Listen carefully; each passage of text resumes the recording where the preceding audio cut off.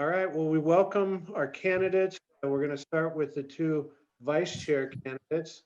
We've got Austin Cox with us and Jordan Hess. My name is Larry Myers. I'm the the executive director of the Platform Republican PAC. We're the organization that's hosting this event tonight. We appreciate all of you joining us. I assume, have lots of state delegates and perhaps some who are not state delegates, but that are interested, either onlookers or Republicans who are interested in our party leadership. So thanks for being here. I'll go over briefly the format in just a moment.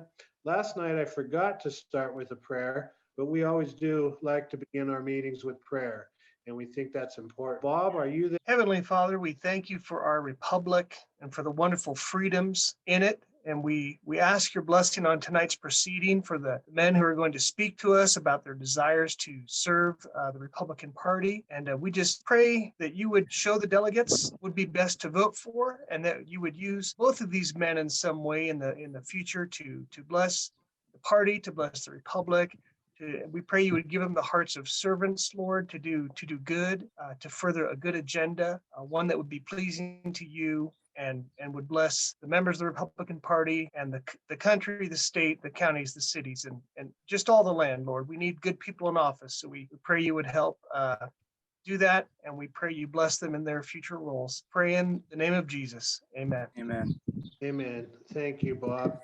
We appreciate those prayers, and that's an important value to our organization. So the way we're going to operate tonight, as I said, we're starting with the vice chair candidates, and we're going to go until 7:45 with those candidates. And then for those who want to stay on or those who log on at that time, we're going to have the two candidates for secretary of the party, and we're going to go 45 minutes with them. So the overview will be this. First, we'll do introductions. I think we told you 4 minutes. Does that sound right, guys? So you can have up to 4 minutes. We're not going to be super hardcore on the time, but we want to try to respect the time. And then we will have board members from the Platform Republicans PAC. If any board members want to start off with some questions, we'll do that for about 10 minutes. And then we'll just open it wide open for the participants here to ask questions. And the question and answer will be if each of you want to take 1 to 2 minutes to answer those questions. And, sometimes they may have a question for a particular candidate, but we do want to give each candidate a chance to respond to things. We don't consider this a debate, it's a forum. We just want the delegates to be able to get to know each of you and get to know what your leadership is going to be like in the position that you're running for. And then at the end, we'll close. We'll have each of you do a couple minutes to close out. You make your final pitch to us as to why we should vote for you. So I'm just going to start in alphabetical order. I've got Austin Cox as going first, and then I'll have Jordan Hess go second. And if you'll both take about 4 minutes or so to introduce yourselves, we look forward to getting to know you. So Austin, welcome. You're up. Larry, thank you so much. It's an honor to be here. I'm very excited. Lisa, thanks for setting this up. And Bob, thanks for that prayer. Delegates, thank you for serving. I understand that this is probably your fourth consecutive year, your second organizing convention. And I know that delegates don't enjoy the organizing years as much as the nominating years. So thank you for vetting us and for your time tonight.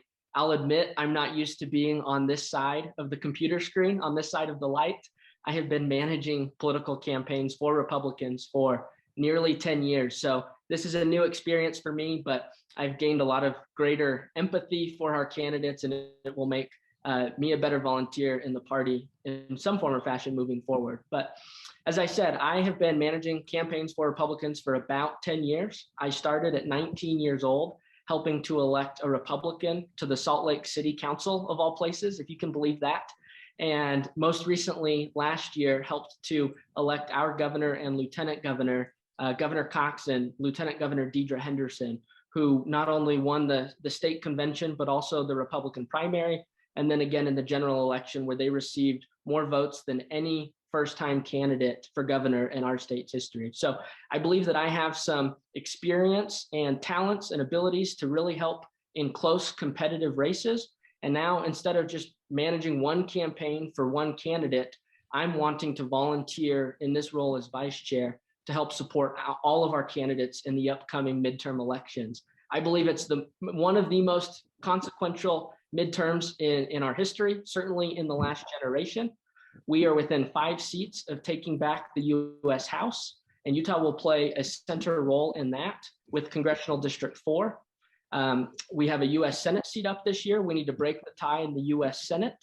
I have heard rumors that there's an independent candidate here in Utah that is going to run and that is going to announce that they will caucus with the Democrats. To me, that's unacceptable, and we need to make sure that our state party is organized, unified, and prepared if that challenge materializes. But we also need to make sure that we're protecting our majorities here at home. We do not want to become like Colorado or New Mexico or Nevada or Arizona. We need to make sure that despite the population growth, despite that young voters are now participating more often, that they understand that the Republican Party is the party that most aligns with their principles. I know my time's almost done here, Larry. Just 3 things that I see as part of my vision. One is fundraising. I have experience fundraising for Republican candidates. It is important, obviously, to have funds. An organization cannot have funds and cannot be effective in reaching its goals if we do not have the resources there. Derek Brown's done an incredible job with his team of getting us out of the hole. We need to make sure that the metric isn't just not being bankrupt, but that we actually have resources to provide to our candidates. The second thing is I think we need to do a better job of controlling the message. We rely too often on our elected officials to get the message out. We as a party need to be doing that. That is our responsibility as a party, not just on caucus night or at state convention, but we as a party need to be making sure that we are communicating our message to our voters every day. The Salt Lake Tribune, the Democrats, obviously the left, progressive organizations, even colleges and universities are not doing us any favors whatsoever. So we need to make sure that we are getting our message out. And lastly, as I'm sure you all know, Stuart and I are running together. You heard from Chairman Pei last night. We believe that we have skills that complement one another. He has managed a political party before at the county level, one of the largest in the state, one of the most conservative in the country. I have managed races for Republicans here in Utah with great success. And so we believe that we are the right team to lead our party forward, and that a united team with a chair and a vice chair that are on the same page, that share that vision and that goal, is what's best for this party. Austin, thank you. We welcome you to the race. And great introduction. Jordan, you're up next, so I'll turn the time over to you. Perfect. Thank you, Larry. I am joining you all from a beautiful golf course in St. George. Like any good Republican, I've got a side hustle to bring in a little bit of extra income. So I work just a couple part-time shifts at the golf course.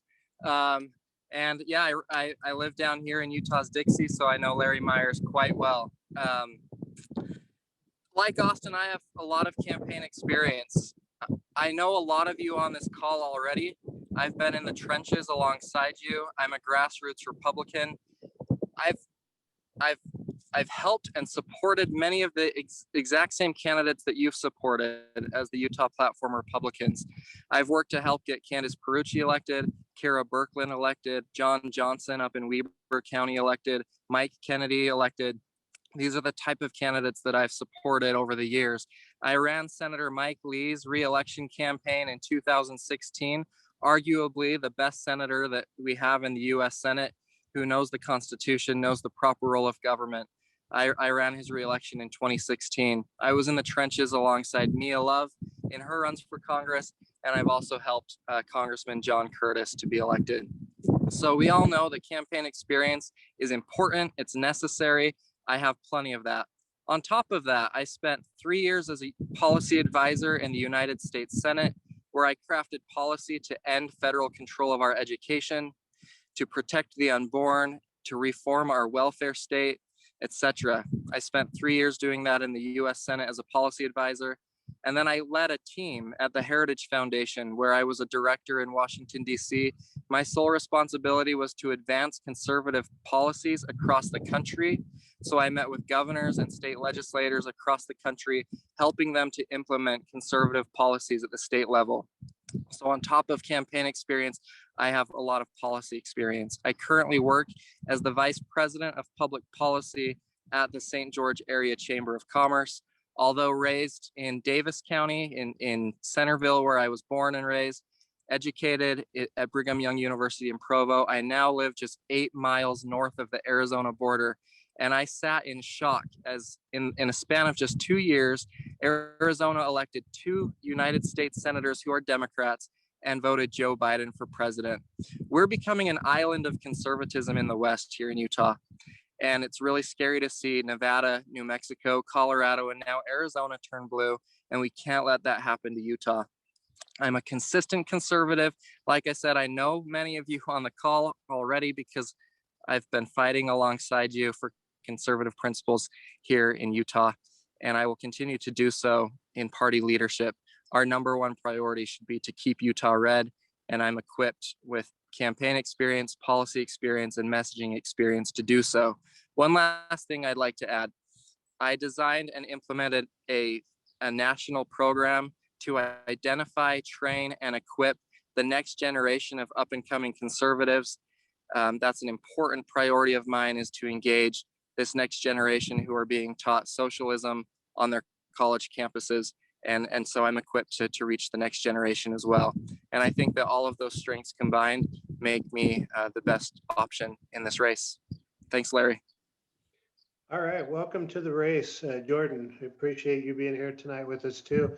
Hopefully, even though you know me, maybe you don't know all my secrets. So we'll leave that to be revealed at a future time. So now we're going to learn some secrets from the candidates here with question and answer.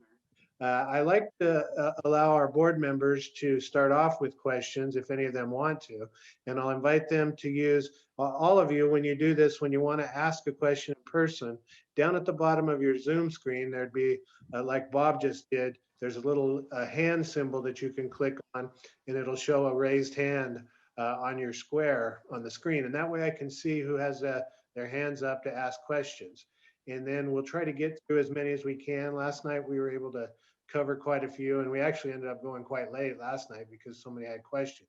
But we do need to stick on time because we've got the second group starting at 7:45.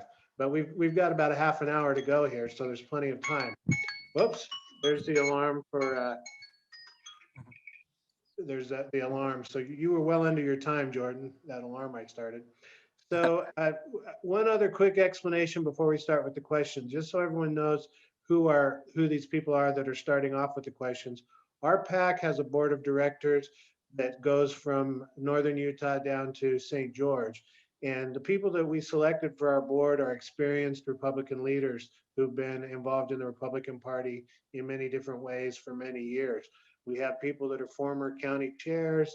We have people who have been candidates for office. We have people who have been in executive leadership positions within the party, on executive committees and on the state central committee. And we've also have people who have been just rank and file delegates, like many of you, and who really enjoy the process and support the caucus system. And so that's our board of directors. And so one of them is Bob, who gave our opening prayer. He was the first one to raise his hand. So Bob, I'm gonna let you give the first question to the candidates. And I kind of like to switch back and forth in order. So I'll kind of rotate back and forth between the two candidates. Bob, go ahead with your question, please. Yeah, thank you for your introductory comments there, gentlemen. And I think Austin may have mentioned something about, he mentioned platform Republicans, and it made me think, well, we are the platform Republicans. We want to support candidates that support the platform and will further it. So my question to both of you would be, tell me one or two of the platform planks of our, Republican Party platform here in Utah that you like and support, and why. So to reverse our order that we started with, we'll go Jordan first and then Austin second. Each of you take a minute or two to answer Bob's question, please. Yeah, an issue that I'm very passionate about is life. I'm extremely pro-life. As I mentioned, in the U.S. Senate, I drafted a resolution honoring crisis pregnancy resource centers nationwide, designating a National Pregnancy Center Week across the country. Here in Utah, I've sponsored the March for Life here in Utah. I did that just because I wanted to. It's an issue that I care about. I'm very pro-life. I love that our party is pro-life. We are the party that supports life, both born and unborn. Another thing is I'm a big fiscal conservative. I love that Utah balances its budget every year. However, I feel like our state budget is growing exponentially and growing quicker than even our population.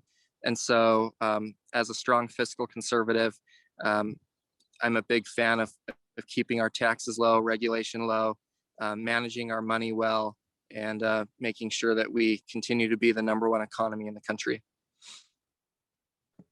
Thank you. Austin. Bob, that might be the most difficult question of the night because we're only allowed to pick from 2. So let me do this. Let's use the Biden administration as the example and take any of the things that they are doing, which do not have anything rooted in conservative principles or share the values of Republicans here. Immigration. Obviously, we have a terrible disaster occurring at our border that threatens not only the rule of law, but it threatens national security. We need to make sure as Republicans that we support a strong national defense and that we also respect the rule of law when it comes to our borders. Let's take what the Democrats are trying to do by giving statehood to Puerto Rico, expanding the Supreme Court, removing the filibuster. That does not respect the US Constitution. We need Republicans in office that will stand up and fight against what Democrats in Washington, D.C. are trying to do. It will destroy our country. It will destroy our states. And that's another one, federalism, right? So another reason why we need to make sure that we have people in party office, in the vice chair role, that know how to win elections, that know how to fundraise so that our candidates have the resources that they need to get pulled across the finish line. I do not view the role as vice chair as needing to be a policy expert. If you are a policy expert, you are running for the wrong office. The vice chair is not for you. You should run for the legislature if you are a policy expert.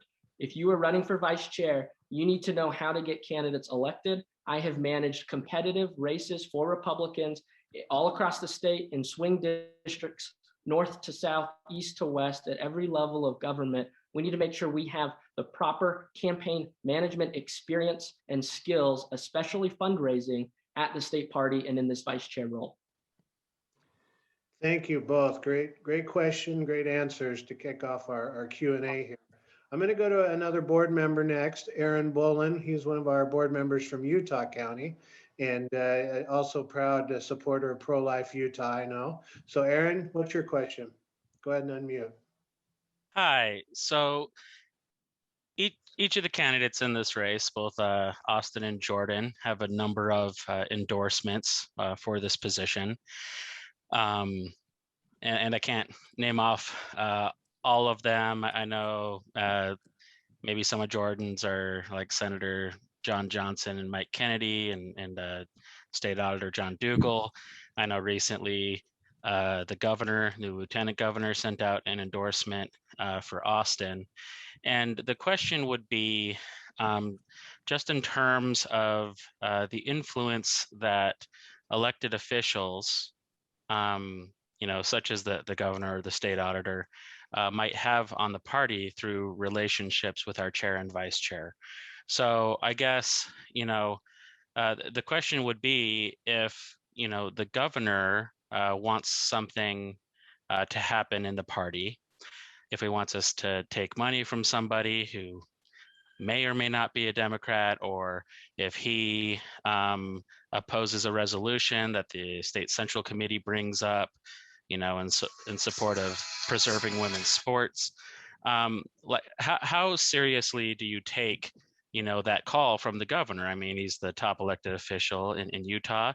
Or for Jordan, how seriously do you take the advice of the people who have endorsed you if they want to put their thumb on the scale? Okay, good question. Let's reverse our order. We'll start with Austin and then Jordan. Thanks, Larry. None of my endorsements carry any influence over any future behavior. If elected to this position, I will respond to, work with, help support all of our elected officials equally. It is not my job as vice chair to pick and choose favorites or not favorites. And when it comes to our elected officials, my job is to help our candidates that you vet and that our party nominates get across the finish line, not only by providing them access, equal access to resources, but once they become the nominee, giving them additional resources that our party currently doesn't have by fundraising, by organizing, by building a team of grassroots volunteer Republicans to help support them. So Aaron, I appreciate you mentioning the endorsements. Not only do I have obviously the trust of those that I have worked for very closely, and I'm honored to have Governor Cox and Lieutenant Governor Deidre Henderson's endorsements, but nearly half of the legislature has endorsed Stuart Pay and I because they have worked with us. Anyway, I lost my thought. Sorry about that. But we have the support of nearly half of the legislature because they have worked with us and they know that we are going to be party leadership that they can count on, rely on for competence. But they know that when they become a candidate, that they will have equal access to our party's resources, just like any other candidate that may be challenging them or opposing them. Thanks. Jordan? Yeah, as a party officer, I will take the neutrality clause very seriously. I will support all Republicans up until we have a nominee. At that point, we will rally around who our nominee is and get them elected to be Democrats here in Utah and to keep Utah red. It's funny, I've gotten some comments from people saying, well, you're endorsed by John Curtis and he's not very conservative. And then I have people saying, well, you're endorsed by Mike Kennedy and he's crazy conservative. And that's just who I am. I'm a friend to all. We can rally around our platform as Republicans. I believe that we're the party of free thought. The left used to pride themselves as being the party of tolerance and free thinking. We now know that they want to control what we eat, what we say, what car we drive, where we go to school, what we do. We as Republicans do not believe that. And I am a person that believes in freedom of thought. I'm an independent person as a party officer, and similar to Austin, I will act that way once I'm elected. Thank you. I'm going to do 2 more board questions. I've got Lane Beck, who's one of our board members from Cache County. We appreciate Lane being with us. And then I'm going to go to Delane after that for her question. Delane England from Davis County. Lane, are you ready?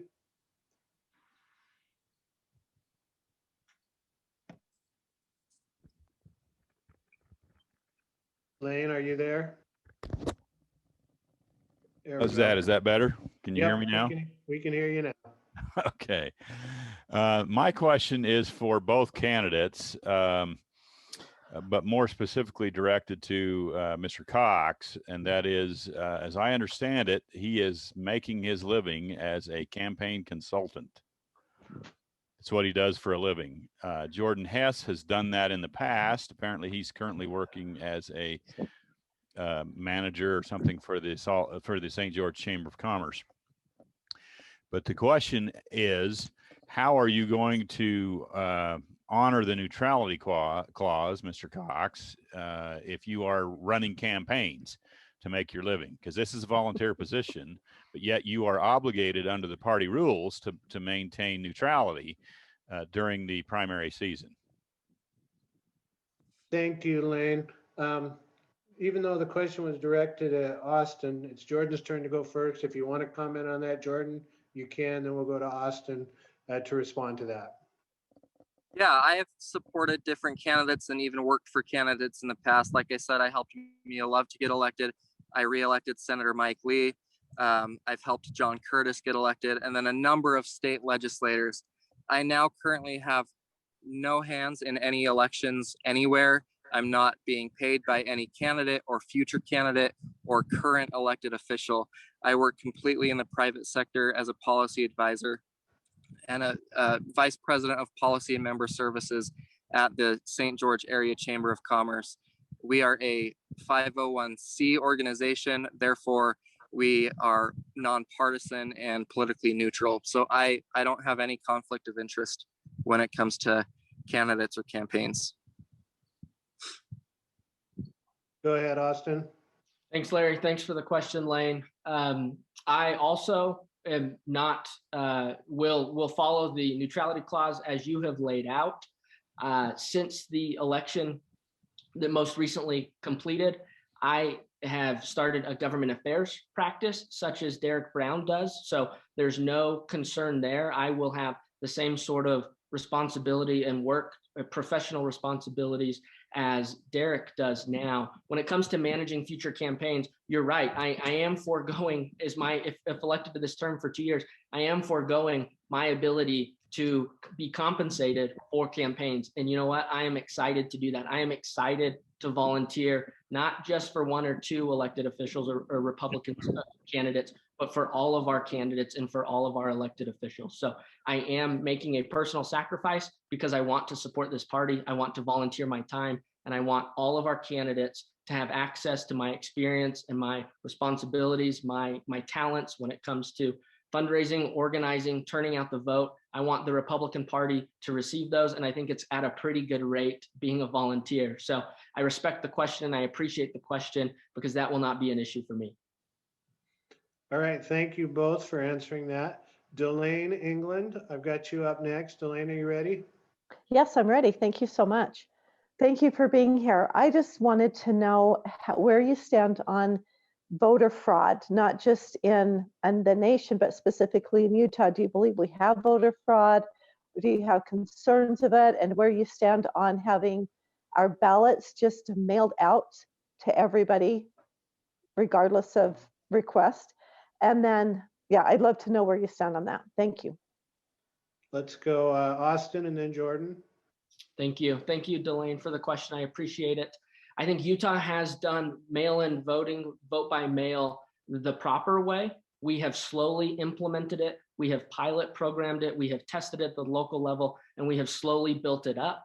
You saw during the last election at the federal level, because of the pandemic, states creating this process on the fly, and it absolutely led to train wrecks in certain states, which absolutely not only affected the election outcome, but when the results were known and at what time they were known and who was leading and who wasn't leading. So federally, it is a problem. I do not support any federalization, nationalization of our elections. There's a resolution in Congress right now being promoted by the Democrats. That has no place in our party or our country. Here in Utah, I believe we do it better than anywhere else, but we need to continue, 1, to match signatures, and 2, constantly keep our records and our voter registration files accurate so that we do not have fraud here in Utah. Jordan. Yeah, I think Austin was referencing HR 1 in the US House. That bill, if passed, would keep Democrats in power for generations to come. We cannot let that happen, and that's why we need to make it a priority to hang on to the 4th district.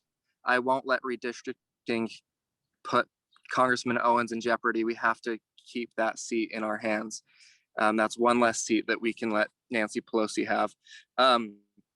I have used mail-in ballot here in Utah in the past. However, I prefer to walk in to actually ask for my ballot, show my ID, fill out my ballot, and cast the ballot myself. I just love that. I get this feeling of patriotism when I walk into that voting booth. However, I do think that for the most part, we have secure elections here in Utah. That can't be said nationally, but we could explore other options. I know that like blockchain might be a way that we could vote in the future. I know that Utah County has experimented with some of that. So if it's secure, why not try it, as long as we vet it and we make sure that it's actually secure. Thanks for the questions from our board members. I'm going to move on to the delegates and the participants here tonight. Daniel Christensen's been patiently waiting since early on with his hand up. And so Daniel, can you share your question with us now? Yes, thank you. And thank you to Austin and Jordan for sacrificing your time and willing to run. My question goes to both of you. You've both talked about keeping Utah red. What will you do personally to turn Salt Lake City from blue to red. I think I go first on this one, right? Yeah, I'm probably lost by now, so appreciate you keeping on top of that. Thank you. Well, I'm proud to be the only candidate in this race that has not helped elect a Democrat in Salt Lake County. And I know that it was a personal friend and a longtime personal relationship. However, that person who has been elected to our legislature has a 0% pro-life record in the state house. And Americans for Prosperity just released their rankings, and that Democrat ranks near the bottom of the list when it comes to prosperity, votes related to prosperity. We can't keep Utah red or even Salt Lake County red if we elect Democrats. And I'm proud to say I've only ever helped Republicans to be elected. And I will continue to only support Republicans to get elected, especially in Salt Lake County, where I have worked in swing districts. I knocked doors for Sophia DeCaro when she was running for the House in Salt Lake County. And so I've been in those swing districts helping Republicans to get elected. Go ahead, Austin. Thanks, Daniel. I think you were looking for specifics as to what the vice chair would do if elected to help in Salt Lake County.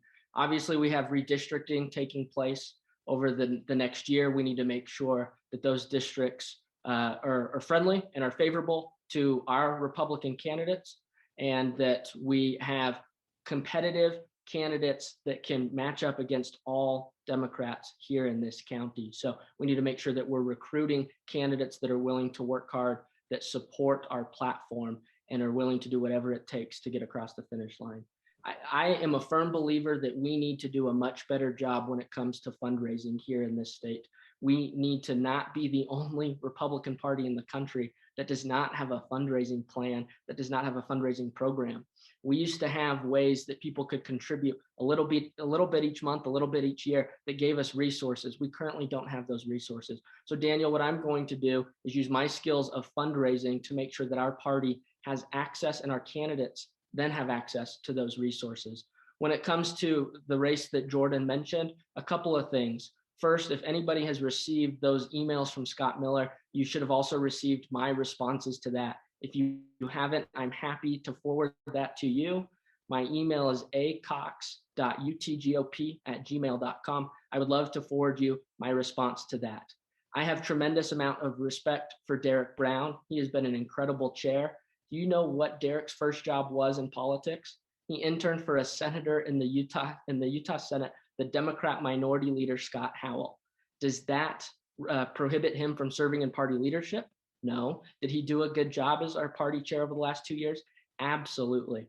My family's personal relationship with Suzanne Harrison will have no impact on my ability to do my job as vice chair, which is to recruit candidates that will work hard, support those candidates, and get them the resources that they need to get across the finish line.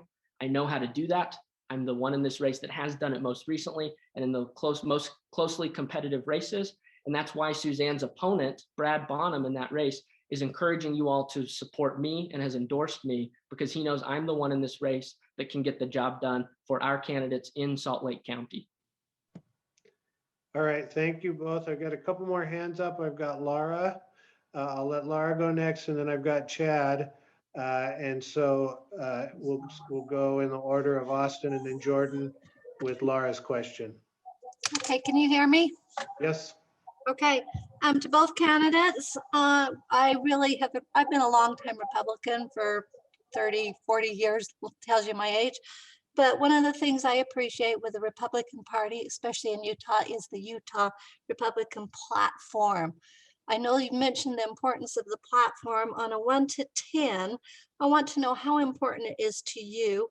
And also, how do we encourage or ensure that our candidates support the platform? Thank you. Go ahead, Austin.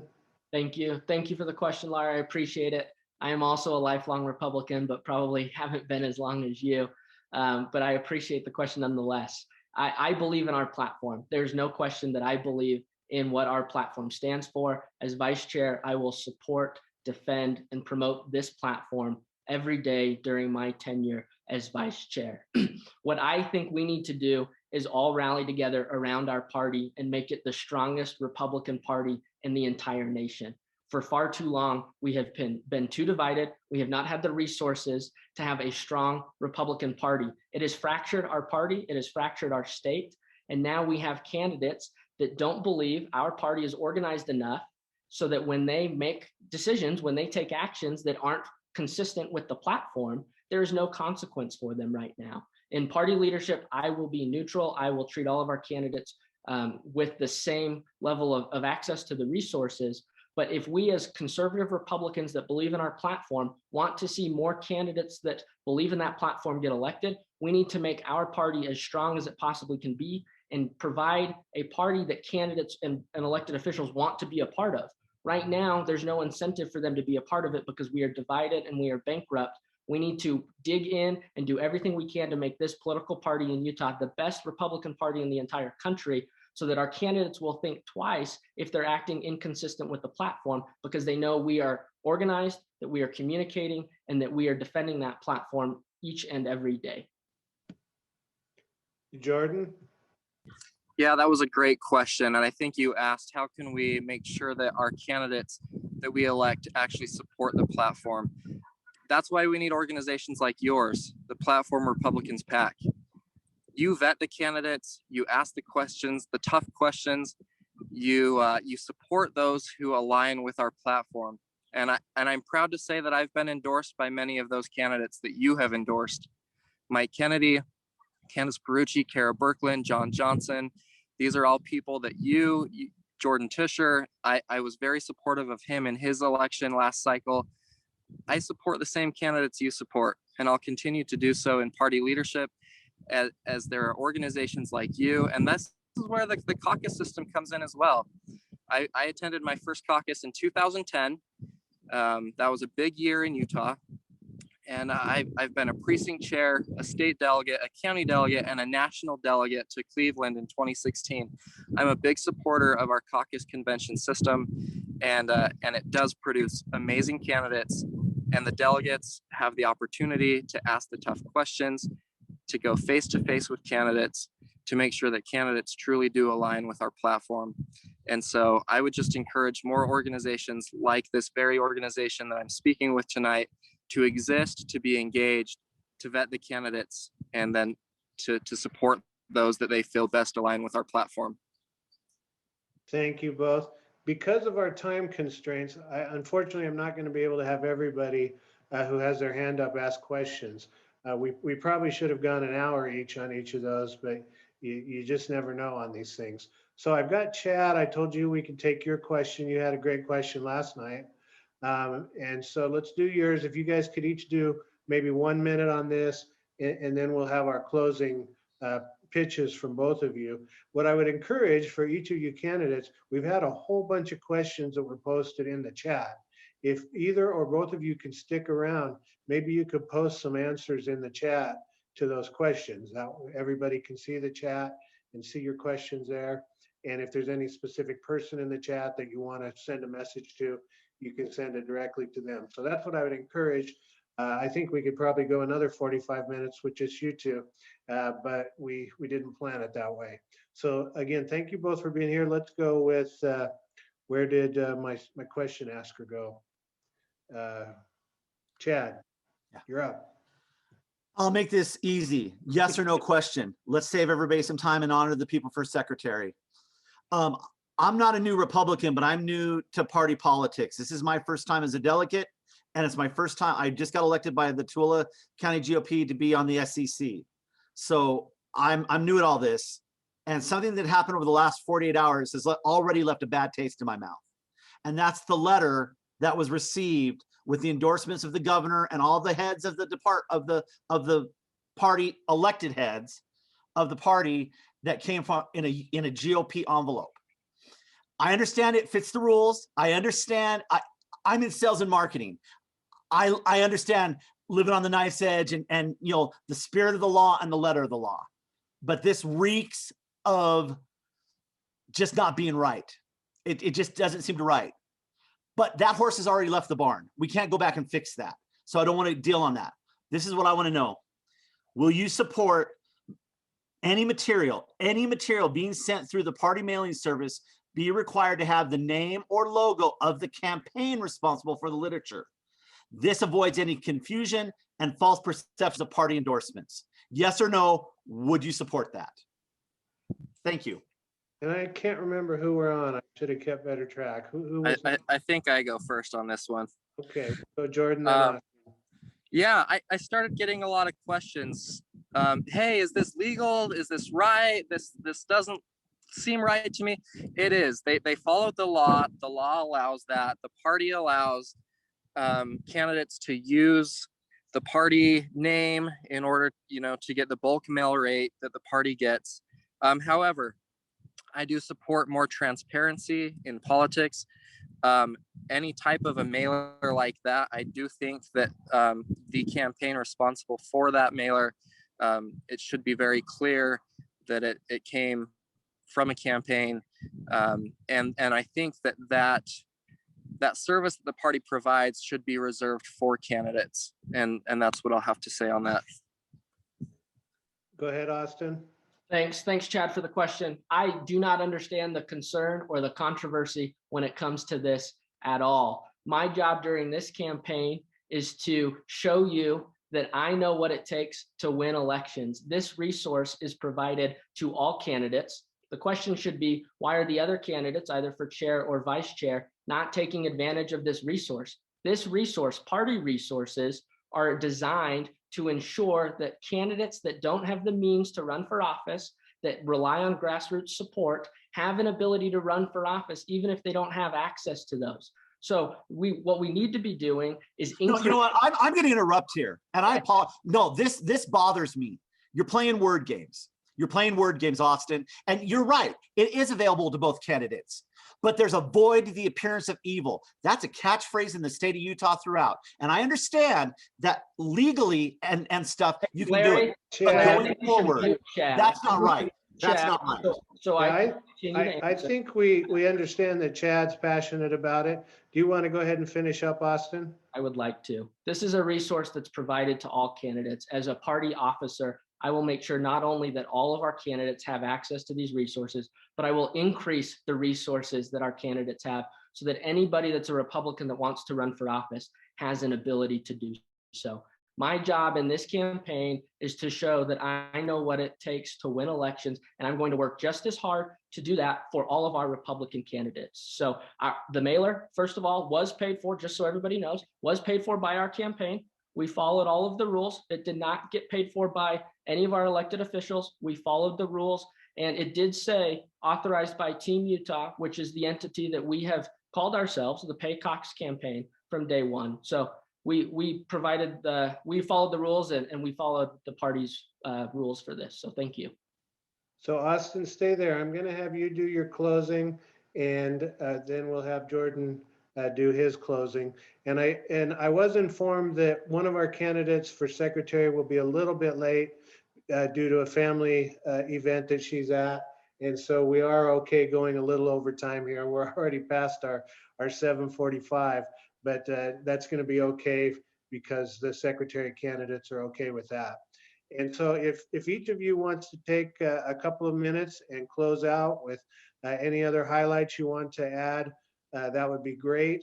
And then, like I said, if you're willing to, and if you have time, stick around and answer some questions in the chat. I think there's probably at least a dozen or so good questions in there that would be helpful for us to have you respond to. So thank you again both for being with us, and let's hear your closing statements. Austin. Thanks, Larry. Thanks for doing a terrific job tonight and providing us this opportunity in this venue. We have not had this yet, and I think this has been very healthy and very helpful for our delegates. I just want to say, first, you all heard last night from Stuart Pay. Stuart and I are running a united campaign. We believe that we need a chair and a vice chair that are on the same page, that know what it takes at the Republican Party. He has the experience of managing a party. I have very successful and effective experience managing Republican campaigns statewide that have been of consequence and very competitive. We together will balance each other's strengths and weaknesses. I know how to fundraise. He knows parliamentary procedures. He knows the party at the county level. I know what our candidates need, and that's what I'm focused on. That's why I am doing this, not to help one candidate, not to help two candidates, but to help all of our Republican candidates that you vet, that our voters nominate, so that they can get across the finish line.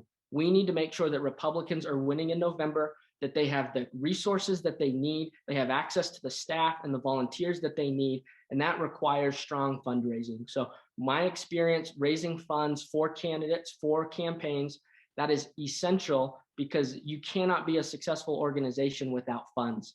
Gone, in my mind, are the days of us not paying our staff. Gone are the days of us not having a party plan for a finance plan. Gone are the days of the candidates funding the party instead of the party funding the candidates. We will make sure that our nominees have the resources and the access to expertise that they need to win in November. If you're looking for a policy person, someone to influence public policy, that is not me. I know what it takes to win elections and get our candidates across the finish line. People with policy expertise in the Republican Party should be running for the legislature, not to help our candidates. The candidates are those that are running on a policy platform. We at the party need to make sure that they have access to resources to get across the finish line. Thank you. Thank you. And I do want to ask people to mute. Please mute if you are not one of our people that's speaking. Thank you. Go ahead, Jordan. I agree. The person running for this position should have campaign experience. I have it. I've run campaigns. I've worked on campaigns. I've gotten Republicans and only Republicans elected, Republicans of all stripes here in Utah, many of which, like I said, have been supported by the platform Republicans PAC. I'm one of you. I'm a grassroots Republican. I've been in the trenches alongside you. I will do that. Yes, I live in Washington County. I think it would be amazing to have some deep Southern Utah representation in party leadership. I know what these counties down here are facing with the out-of-state interest groups that are wanting to take over their city councils and their county commissions. And I'm willing to fight for Republicans all over this state to keep Utah red. On top of campaign experience, yes, I do have policy experience at the federal level, in the US Senate, and at the Heritage Foundation. Why do I think that's an asset? Because Austin, my opponent, mentioned earlier that we need to do a better job of messaging. It would be great to have someone with policy experience who knows conservative principles, knows our platform inside and out, to be able to help our candidates with messaging so that we can explain these policies in a way that bring people into the party. We're the party of freedom. We're the party of opportunity. We're the party of upward mobility. I'm really scared that my generation and younger are being taught socialism in the classroom, on TV, in the news. We need someone who has experience reaching out to the next generation. I've done that. I've designed and implemented programs to do that very thing. Identify the next conservative leaders in this party, train them up, and equip them to fight for Republican principles. So yes, campaign experience is awesome. I have it. I'll check that box. But I think these added things are a bonus and things that will be beneficial to our candidates, to our party, and to our platform, a platform which we can all rally around as Republicans to keep Utah red and to keep Utah prosperous. Thank you very much. This has been informative. This has been great. Like I said, I know a lot of you, you're all friends of mine, and I appreciate you taking part tonight and learning more about me and my opponent. Thanks. All right, let's give a virtual hand to our two candidates here. Thank you both, Austin and Jordan, for being with us tonight. And like I said, you're welcome to stay and chat in the chat if you'd like to. We'll move on now to the second part of our event tonight, which will be a chance to get to know our candidates for secretary of the Republican Party. The two candidates are Olivia Horlocker and Kendra Seeley. And I know Olivia was here earlier. I saw her on, and I'm not sure if Kendra is here yet. She was the one that was running a bit late due to a family event. And so I would want to check and see if Kendra is with us yet. Are you there yet, Kendra? Okay, well, I'll do a brief introduction and then we'll have Olivia introduce herself. And while she's doing that, hopefully we'll have Kendra come on and join us, and we'll get a chance to meet each of our secretary candidates. We'll follow the same format for this portion that we did earlier. And that will be having each candidate do up to 4-minute introduction. And then any of the PAC board members that want to ask questions can do so. And then we'll open it up to the participants here, the delegates and the members of the audience. And so again, please be respectful. Try to keep your questions short and focused so that we can make good use of the time. And we appreciate these two candidates for secretary being with us. Olivia, are you ready to introduce yourself? I'm ready. Go ahead. Thank you. Welcome. Okay, perfect. Hello, everybody. My name is Olivia Dawn Horlocker. I'm running for Republican Party state secretary position. A little bit about me is that I am the oldest of 10 kids. And during the entire time, I've been able to be homeschooled through my educational process. I have an amazing mom who made it her job to make sure that her kids were educated in the principles of freedom and wanted to make sure that there was no chance of the government or anyone else kind of interfering with education, and rather she wanted to make sure she had control of that. And from a very young age, I had the privilege of being able to sit at her knee as she started getting her master's degree, and I learned all about the political process. She was studying political economics and she would read her studies out loud, and I would sit there and just listen in fascination. As I got a little older, I attended some of her college classes that were in the evenings and had the chance to be able to learn so much from some very unique liberal arts college perspectives, and I really, really enjoyed that. At the age of 12 years old, I had the opportunity to go to the Utah legislative session and start interning with the Utah Eagle Forum.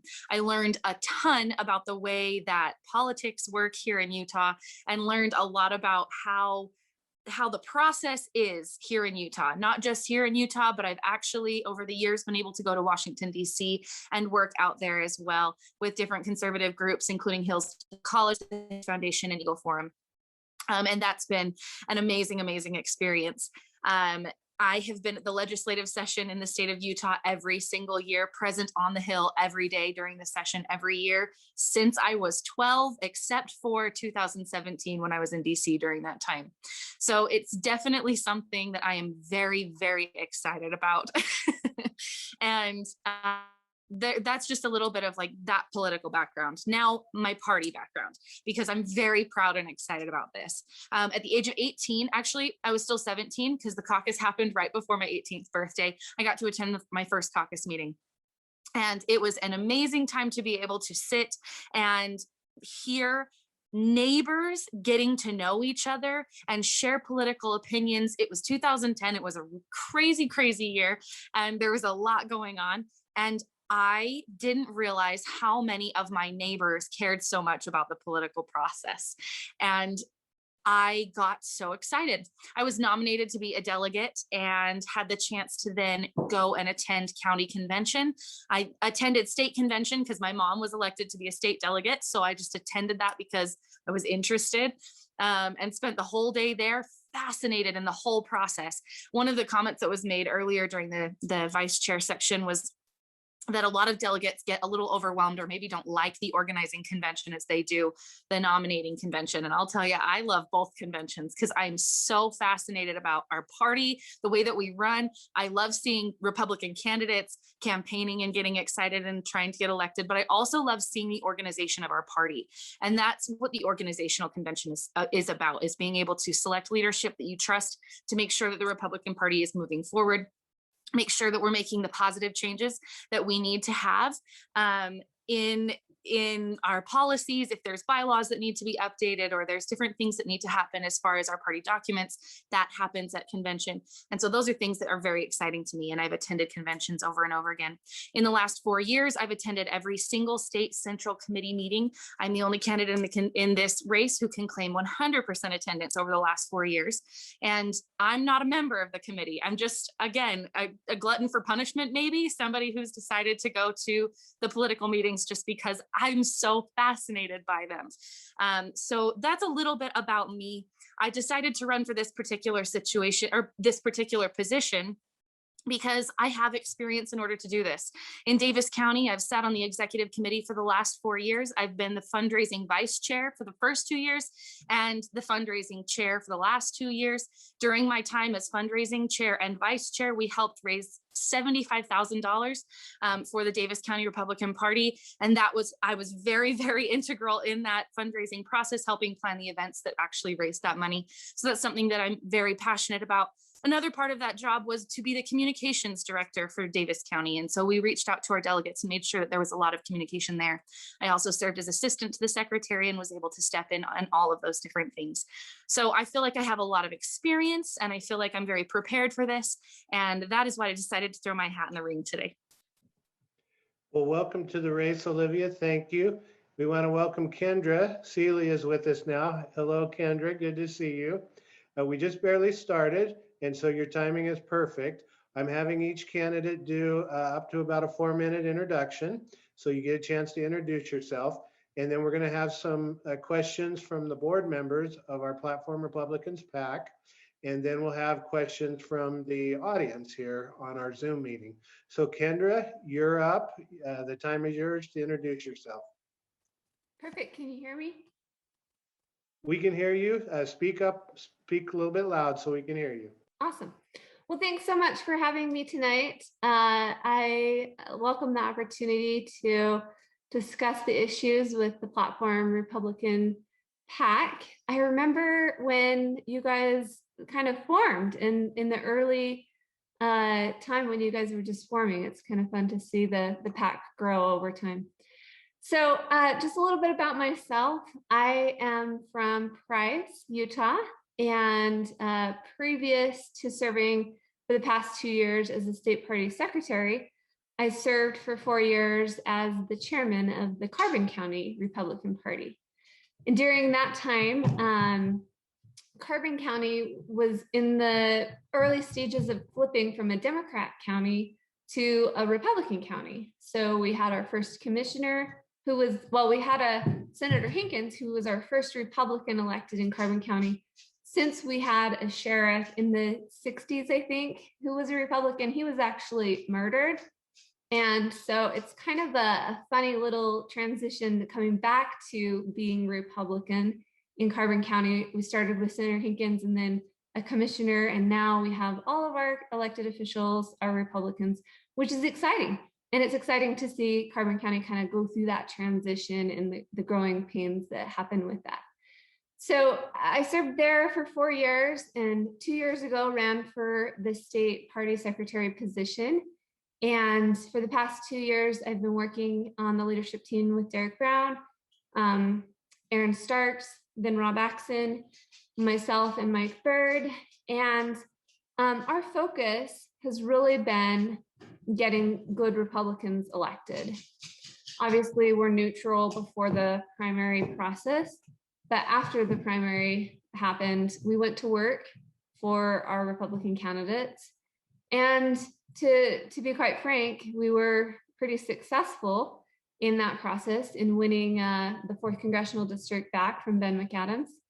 And Burgess Owens is going to be a great congressman. And we also won several key House districts last year, which was important to our state legislature as well.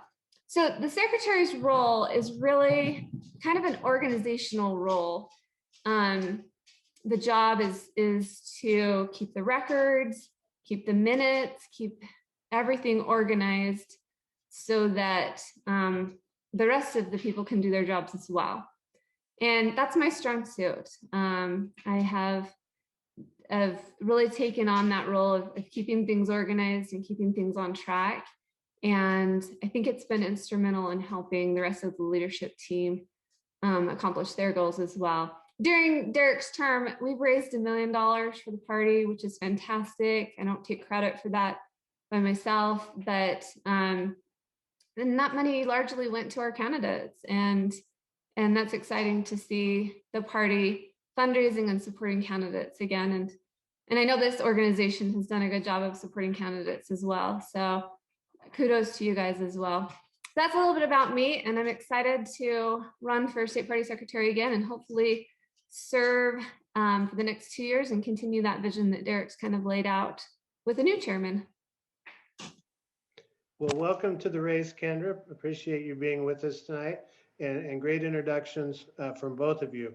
And I do appreciate those kind words about the PAC. I've known Kendra for a long time, and I know she's seen the development that we've had. Next, I am going to have a couple of our board members who want to ask questions.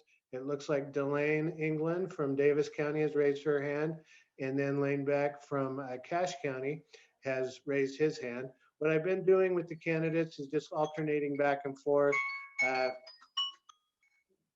There's your time limit. So Kendra, you were well under your 4 minutes there.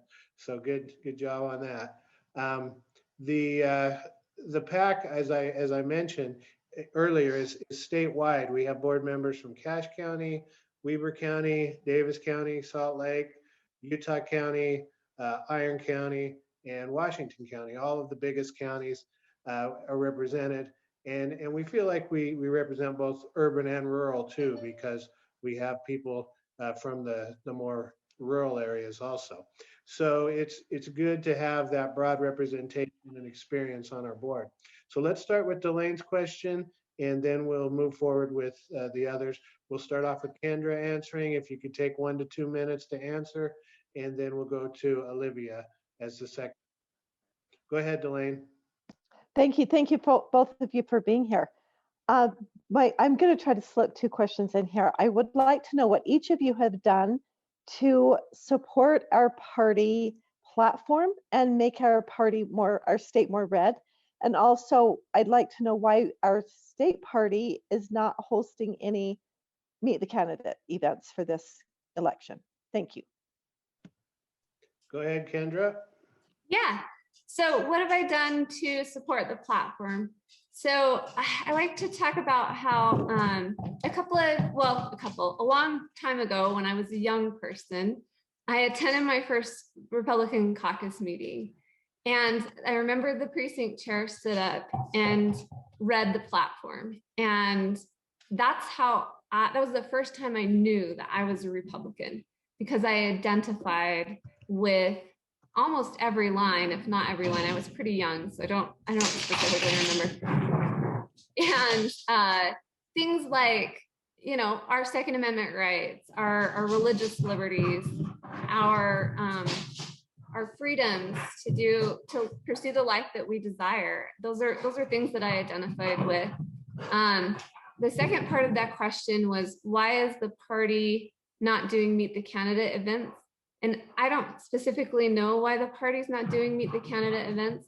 As a candidate, I know I'm the secretary, but also a candidate, I can't participate in some of those discussions in the spirit of fairness. So I haven't been as involved in the planning of convention this go around. But I know that the party is really working hard to plan a really great in-person convention that everybody can participate in, and that has some new caveats that'll be fun and exciting. And I don't know exactly what the Meet the Candidate events, where they fell in that, but I'm glad you guys did this. Thank you, Olivia.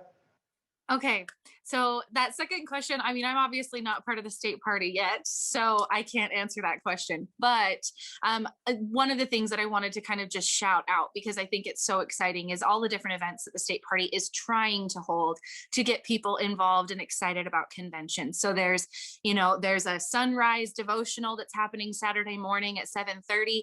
That the location's is still TBA as far as I know, but it's going to be a really cool, unique experience for Republicans to be able to join together and just celebrate in faith before convention starts. And I'm really excited to participate in that. There's also some different events that are happening on Friday. I can't even remember what they all are, but there's like an email, a list of them. So that's been really awesome. And I would encourage everyone to go to that. But then also the state party has reached out to all of the candidates and allowed for us to do a little sit down and talk. And so that was really nice too, just to be able to have those videos. So yes, we're not doing the meet and greet, which is a downer. I love being able to interact with everybody, but those have been things that have been provided, and I did want to give that shout out. As far as the other question with the party platform. What have I done to uphold the party platform? Well, I've done a lot. One of my favorite things that I love to talk about is the fact that I've gone into local organizations. I've worked with TARs, I've worked with college Republicans, young Republicans across the state on many different college campuses and throughout the state, talking about the platform and the things that excite me so much. I have my little binder here that's got like all the different things in it. I've got the party platform that's all highlighted and written up on, and I've got our constitution and our bylaws, which you continually have to like print out new copies of the bylaws because they get changed a lot. But I love being able to have them handy. I've got my constitution and everything here.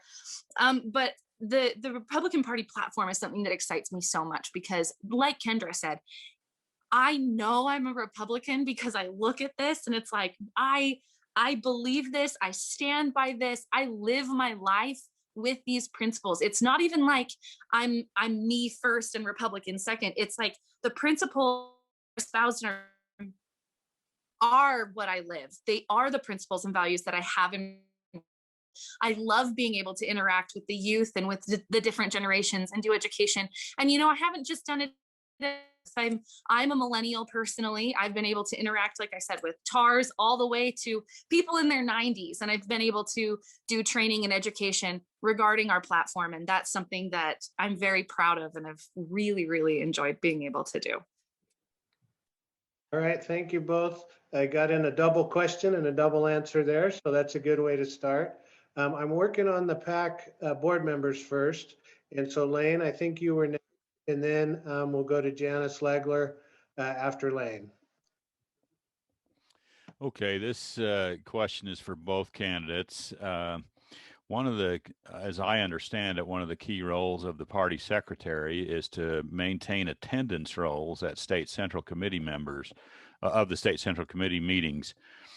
And in the past, I know when I was on the state central committee, the secretary at that time was posting that attendance on a regular basis that you could see. I don't know if she used some kind of Google document or something, you could see it. And I know this last term that has not been available. I don't know why that's the case. I'd like Kendra to explain that. But I think attendance at the state central committee meetings is an essential thing that the party secretary should be tracking and giving that information to those of us who are voting for these people at the county level so that the counties can take corrective action if their state central committee members are not attending. All right, let's go with Olivia and then Kendra. Okay, perfect. I know that we have attendance records somewhere because in our bylaws, we have to do a lot of roll call votes for changes. So I know that Kendra's got them somewhere. So I'll let her talk about those, but they definitely are being taken. And I remember attending 4 years ago when Lisa Shepard was starting her term as the secretary, and she definitely had some very organized attendance records that were something that I really enjoyed looking at. I worked through them myself, having worked with my state party to try and make sure that not state party, my county party in Davis County, trying to follow through and see what our attendance was in Davis County and making sure that we were reaching out and getting people, like making sure if they needed carpools or whatever needed to happen to make sure Davis County was present at the state central committee meetings. I looked at the attendance lists all together and definitely I am a spreadsheet person. I like all my notes are in spreadsheets. I'm a nerd. I love all the formulas and different things and calculating all the answers and being able to get all the numbers and go, oh, this person's been there this many times. And that's really fun for me. And so like attendance is something that I like, it sounds so dumb to say, but I'm really excited to take attendance because it's just a really cool thing that you get to create and make look cool, and then everyone can kind of see it. And I think, yes, absolutely is something that should be available. I think if there's a way to post it on the website, then that's maybe the best way to do it so that it's available, or at the very least, making sure that it gets emailed out maybe a week or two after each meeting so that people can see, okay, I was present, I was marked. And I think that that's a really good way to do that. And that's, I don't know if that answered the question really, but that's how I feel about attendance. Kendra. Yeah, so attendance. It's interesting because when I started, we were meeting in person exclusively. So attendance is normally kept when you showed your identification and you signed that you were there that day. So shortly after I took over, they passed a bylaw that made it so that every bylaw change required a roll call vote. And so it's kind of a second form of attendance. We didn't stop doing the signature with the ID card, but it also shows, and we're required to publish that roll call vote record on the website. So that's sort of an indication of who was there, although I guess somebody could have been there and not ever voted on the roll call vote. So the attendance records are placed in a spreadsheet on the drive, and it's shared with the SEC members so that they can track their attendance. And if I make mistakes or they say that they were there and I didn't mark it, we can work through that process. But the interesting thing is now they've passed a provision so that SEC members can participate virtually. So that's changing the attendance process. So everybody who participates virtually will come on the Zoom, and I put them into a special breakout room and they show their ID, and then we mark them that they were there. So that's kind of the credentialing process. And so it's kind of different. We don't have that physical record like we normally did, but we're still doing the ID and that kind of thing. So publishing it is definitely something that we could do. It's not something that we did do over the past 2 years. It was just a decision that the leadership team made.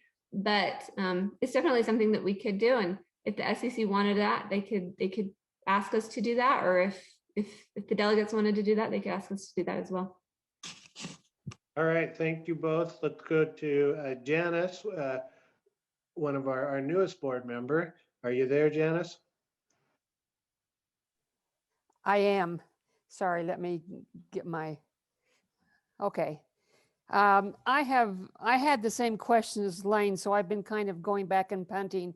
There's one part of that comment about the transparency and having the attendance on the website that I just really didn't understand why it wasn't transparent.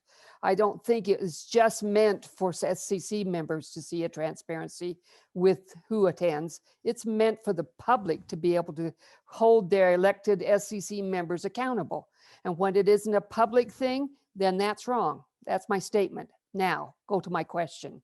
Since the SB 54 collecting of signatures went against our bylaws, can you explain why you would collect signatures when you ran for county commissioner? That's for Kendra.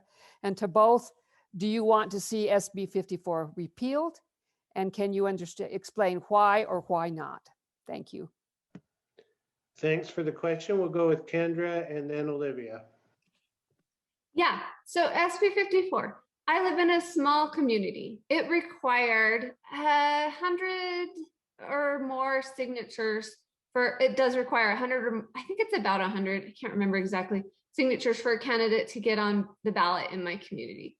So for me, I looked at that as an opportunity to sit down in my friends and neighbors' living rooms and chat with them about my race.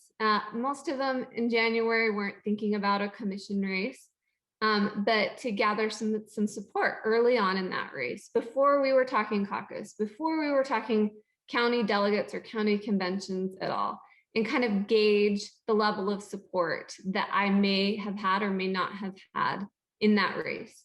And it was a good opportunity for me to chat with my fellow Republicans and talk with them about the issues that were important with them, and to kind of craft a message that made sense. So I did use the caucus and convention system route as well. And I thought that process was interesting and valuable. So I live in a small community. We had like 30 or 40 delegates, I think, that made that decision. And it was a good opportunity for me to sit down in my fellow neighbor delegates' homes and chat with them about my race and my bid. I wasn't successful in either process, and that's okay. But I think for me, it helped me learn a lot about the process being a candidate and seeing it from that side of the picture. And I think I learned and I grew a lot as a person and as a Republican through that experience. I'm sure there was a second part to that question. I don't remember what it was. Sorry. The second part was, do you want to see SB 54 repealed? Oh, And yeah. Can you explain why or why not? Sorry, Larry, I think my time's up. Can I have another second here to answer that? Yeah, please go ahead. No problem. Sure. So yeah, this last legislative session, we worked really hard with Dan McKay on his bill to give political parties the option of choosing a caucus only route to the ballot. So right now we have to have the dual path, which is, I think you're going to kill me, but I can't remember. Is it QPP? Or we can do RPP, which is just a signature only route, I think. Is that right, Janice? I always get confused as to which one means which. Me too. And so we tried to work on this legislation that would allow candidates to, or political parties to choose the caucus route only. And we weren't successful, but I think that the next 2 years, whoever our new chairman is or chairwoman, will be instrumental in working with the legislature to see if we can make some headway on that again. And if we can't make some headway there, maybe we can deal with the plurality issues. Maybe we can deal with some of the other aspects of it as well. Thank you. Olivia, go ahead. Perfect. Really quickly, I've done a lot of work on the SB 54 race. I was very, very involved with Keep My Voice. I was very involved with a lot of the legislation that's been brought forward in the last few years in trying to get SB 54 changed, corrected, repealed, all those different attempts that have been made. I've been very vocal and very involved in up at the Capitol, working with Representative Norton Thurston, working with Representative, now Senator Dan McKay over the years, and working with many others to try and get things changed and figured out there. Really quickly, registered political party, the RPP is where you only do signature gathering, and then QPP is where you can be a qualified political party. Signature gathering and convention are options. So in order to use convention at all, currently under Utah state law, you have to be a QPP, which means you also have to allow signature gathering. To answer the question of, do I think it should be repealed? Short answer, yes. Long answer, I don't really want to go through a whole lot of legal battles and spend a lot of money and funds on that. What I want to do is go in and continue working with our legislature. We've seen last year, the reflection in the House of Representatives was that they were ready to repeal. They had enough votes in the House last year to repeal. The Senate was really, really close to being able to pass Senator Dan McKay's bill this year. It failed the first vote, but then they brought it back because they recognized that there was some confusion. So then it passed on second reading, and then it was not brought up again before the end of the legislative session. And part of that was due to the fact that it was really late in the process when that bill finally came forward and was public. There was definitely some frustration and confusion that came through with that particular bill, and worries about how it was going to happen or how it was going to work. But all in all, if possible, I would love to see SB 54 repealed. And if not, definitely corrected. I think the private political parties have the right to be able to choose the method by which they choose the people to represent them in the public sphere. And that is the Republican Party's call, not the state's call. And I recognize it's a public ballot, and at a certain point they need to regulate that. But during the primaries, those are private with specifically exclusive to each individual party. And I think that it should be each individual party's decision to pick the method by which they select their people who will represent them. All right, thank you both. Thank you, board members who asked questions. Appreciate your input. And let's open it up now. I've got Kristen. You've been waiting patiently. Are you ready to ask your question? And the order will be Olivia and then Kendra. Yes, thank you. I would just like to know what the constitutional role of the secretary is. What's detailed in the bylaws that the secretary is supposed to do? That's it. That's a really easy question, and I got it right here. So in the Constitution, it's actually Article 3, and in there it lists all the duties of the officers. And if I turn the page here and I pull this up, it actually says that the state party secretary will serve as secretary for the state central committee, for the state executive committee, and secretary at the state convention.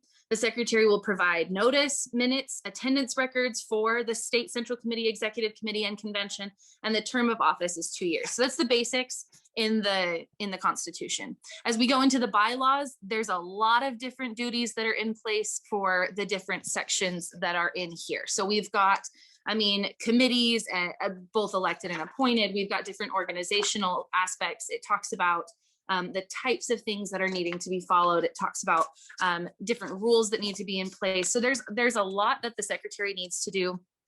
A big part of it is making sure data is provided. So we make sure we have attendance. We make sure we have our party membership, specifically the delegate lists. That's something that the secretary manages and takes care of. We've got minutes. We've got any kind of other notes that we want to make available. If someone requires a transcript for a meeting because there's been a lot of confusion there, then that's something that the secretary would facilitate.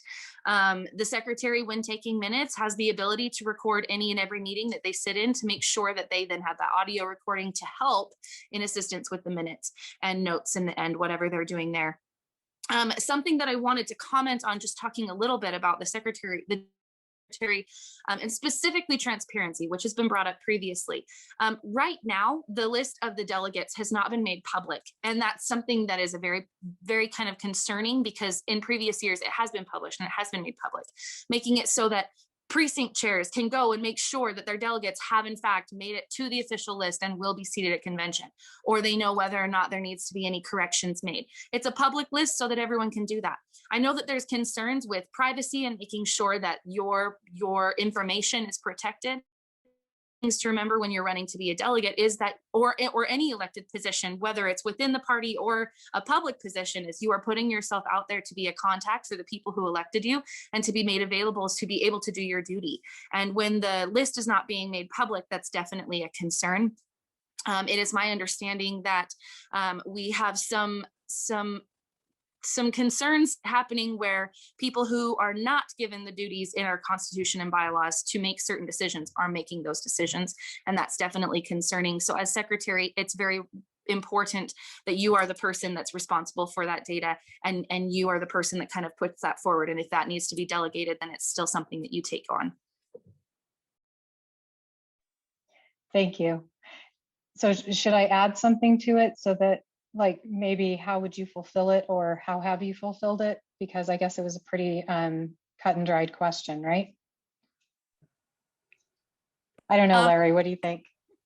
Well, I think Olivia gave her answer, so let's let Kendra answer. Yeah, so Olivia did a good job of kind of outlining the duties of the secretary in the Constitution and in the bylaws.